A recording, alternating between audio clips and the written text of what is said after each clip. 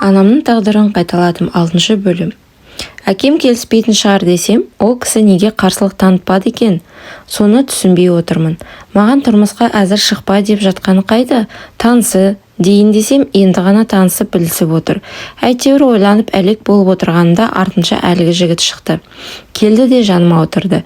Бірден әңгіме бастап кеттік. Екеуміз тіпті таныспаппыз да. Менің есімім Асқар, сенің есімің Назима? Оны білем, жаңа айтты. Қай жылғысың? Оны сұрамаппын ғой.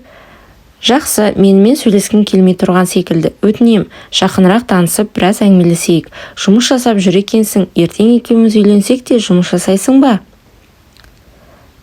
Үнсіз. Солай де, жарайды. Өзің ұзақ ашушаңдықтан кейін үнсіздікті ұнатады екенсің. Ендеше былай жасайық. Егер ертең екеуміз үйленіп жатсақ, сен жұмыс жасамайсың, үйде отырасың.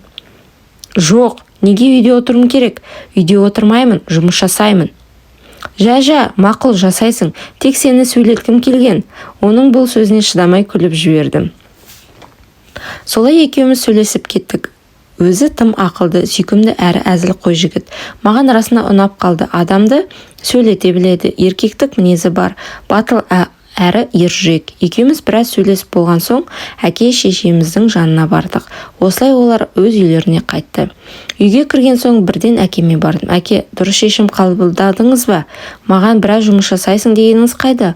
Қызым-ау, осы қалада тұрады екен ғой. Жұмысқа жібереміз, бара береді деп жатыр. Жақсы кісілер, көрдің ғой өзіңде. Неге сонша ашуланасың? Неге сізді жай ғана рұқсат берді деп жатқаным ғой. Жай қойшы қызым. Шай тамағыңды іште, ертерек демал, шаршаған шығарсың. Иә, жақсы дедім. Таңертеңгісін жұмысқа бара жаттым. Жолда Асқар жолықты. Мені жұмысқа апарып тастады. Өзімен бірге түрлі тәттілер алып келіпті. Онысына риза болдым. Егер ол мені бұлай еркелете берсе, мен басына шығып аламын ғой деп ойладым. Жалғасы бар.